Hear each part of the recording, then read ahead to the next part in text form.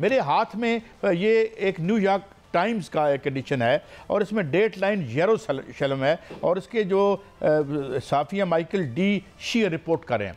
ये बड़ी अजीब बात है। इसमें उन्होंने कहा जी कि ये तो एक झगड़ा हो गया है ईरान के मसले पे, इसमें ट्रंप में और नेतान्याहू में, क्योंकि ट्रंप ने कहा कि भाई मैं हमला नहीं करूंगा, मैं बात करूंगा।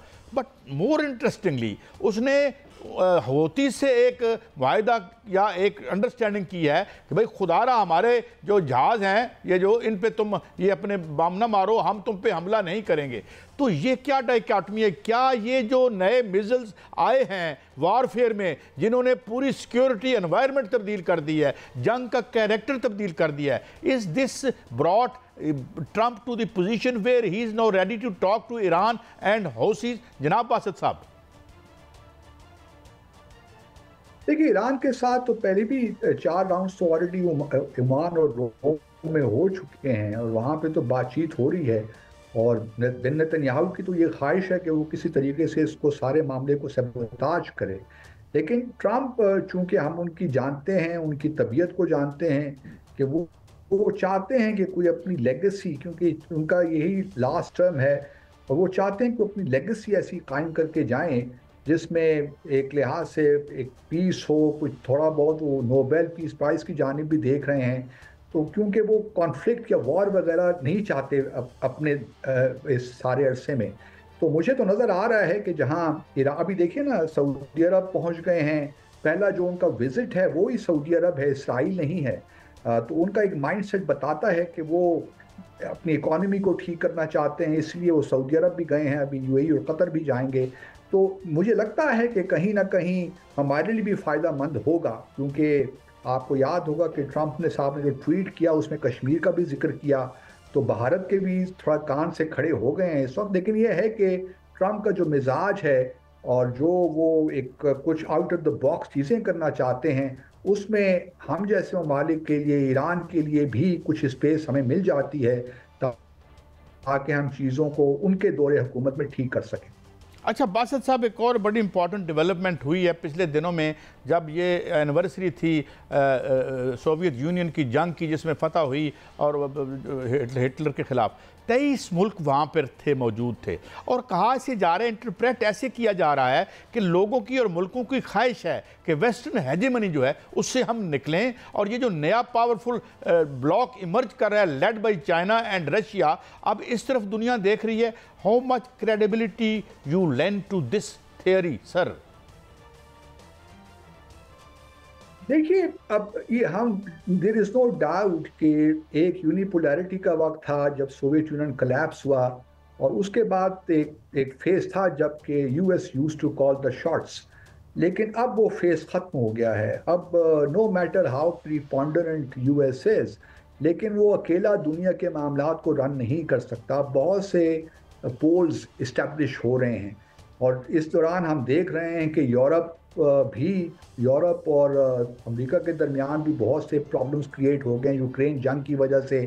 अब अगले महीने जून में नेटो समिट होनी है, वो भी हमने देखना है कि ट्रंप किस तरह उसको लेकर आगे जाते हैं, क्योंकि अगर आप देखिए तो नेटो भी तो एक कोल्ड वॉर की लेगेसी थी और इस वक्त उसको रेलिवेंट रखना itself is a huge challenge for the western countries. और मेरे ख्याल में ट्रंप साहब को इतना ज़्यादा इंटरेस्ट नेटो में भी नहीं है। तो देयर इज़ नो डाउट कि एक नए सेंटर्स बन रहे हैं। अब किस हद तक चाइना और रशिया ये अपने एक मिलकर एक सेंटर, एक ब्लॉक बना सकते हैं, टाइम विल शो, क्योंकि अभी बहुत कुछ होना बाकी है। क्योंकि ब्रिक्स के अंदर भी बहुत से फिशर्स हैं, बहुत से ऐसे ममालिक हैं जो कि नहीं चाहते उनके अपने। मिसाल के तौर पर ब्रिक्स के अंदर अगर आप देखिए तो चाइना और भारत के बड़े सीरियस डिस्प्यूट्स हैं और भारत अमेरिका का स्ट्रेटेजिक पार्टनर है। इसी तरह अमेरिका की इस वक्त ख्वाहिश कुछ है कि रशिया को अपनी तरफ खींचे, रशिया और चाइना के दरमियान कुछ प्रॉब्लम्स क्रिएट करे। तो अभी मैं समझता हूँ कि सिचुएशन इज़ इन फ्लक्स।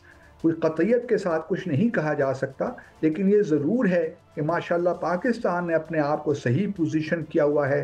जहाँ हमारे स्ट्रेटेजिक पार्टनरशिप चाइना के साथ दिन ब दिन माशाल्लाह मजबूत हो रही है, वहाँ हमने स्पेस पाकिस्तान और अमेरिका के ताल्लुकात में भी छोड़ी हुई है।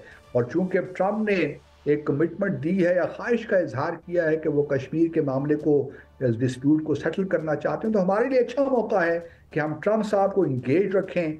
और कोशिश हमारी ये होनी चाहिए किसी तरीके से कि उनकी इंगेजमेंट को हम सस्टेन रखें, क्योंकि ये बात याद रहे कि बहुत से जो ब्यूरोक्रेसी है अमेरिका के अंदर, ख़ास तौर पे स्टेट डिपार्टमेंट, वो कोई पॉजिटिवली पाकिस्तान की तरफ इंक्लाइन नहीं है। तो लेकिन अगर प्रेसिडेंट ट्रम्प को, मार्को रूबियो वगैरह को, इन लोगों को हम अपने साथ रख सकें तो ये भी हमारे लिए एक अच्छी ओपनिंग होगी वीज़ा वी द यूएस। लेकिन अभी दुनिया नो डाउट मल्टीपोलैरिटी की तरफ जा रही है, लेकिन शेप क्या लेगी, it is too early to say. या to be seen. One my last question sir, एक और बड़ी इंटरेस्टिंग बात है, हम देखते हैं यूएई में अमेरिका इंडिया की पजीराई हुई है, बहुत पजीराई सऊदी अरब में भी होती है, और एकदम से इस तमाम वाक़े और जंग के बाद हम देखते हैं कि बीजेपी के जो स्पोक्स पर्सन हैं और माउथ पीसेज हैं जो टीवी पे बैठे हुए हैं, though it is very hard to, they are insufferable, you can't watch them even the theatrics kind of theatre, but we have to watch them, we have to watch them and it's such a bad spectacle. अच्छा, अब ये अब उधर इन मुस्लिम ममालिक को भी गालियाँ देना शुरू कर दिए जो हम यहाँ बयान नहीं कर सकते, तो ये कोई बौखलाहट है या ये क्या है, फ्रस्ट्रेशन है? देखिए, नहीं, मेरा नहीं ख्याल कि बौखलाहट तो फिलहाल हम नहीं कह सकते, क्योंकि देखिए गल्फ भी काफ़ी अभी ताल्लुकात हैं भारत के साथ, और पिछले दिनों हमने देखा कि उनकी स्ट्रेटेजिक पार्टनरशिप भी इवॉल्व हो रही हैं। और मैं समझता हूँ कि हमें कंप्लेसेंट नहीं होना चाहिए इन मामलात में। अभी भारत ने पिछले 10 सालों में, 15 सालों में गल्फ रीजन में काफ़ी स्पेस अपने लिए क्रिएट की है at the cost of Pakistan space. Let's be honest about it. और हमें थोड़ा बहुत अपनी सफारतकारी में, थोड़ा सा इकनॉमिक डिप्लोमेसी में थोड़ी सी जान डालनी पड़ेगी, और अब कोई मिलिट्री डिप्लोमेसी भी थोड़ा उसका एक बड़ा इंपॉर्टेंट एस्पेक्ट है। तो हमें अब वो जो है ना स्पेस वापस लेनी है भारत से। और अभी जो पहलगाम के बाद जो वाक़यात हुए हैं उसमें हमारी एक क्रेडिबिलिटी इस्टेब्लिश हुई है। सऊदी अरब के साथ हमारे एक बड़े पुराने ताल्लुकात हैं, और सिक्योरिटी जो एस्पेक्ट है वो इम्पॉर्टेंट एलिमेंट है और अभी तक कायम है।